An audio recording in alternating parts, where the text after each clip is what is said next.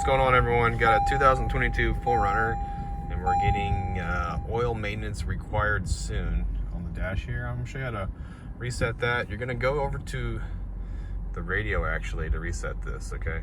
And you're going to want to start with hitting the menu button. Okay.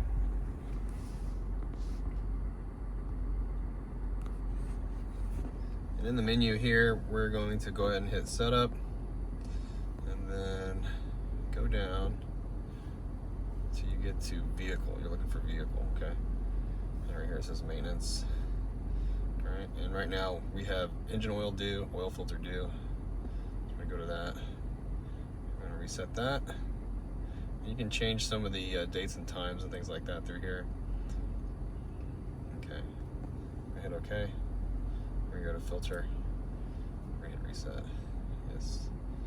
All right.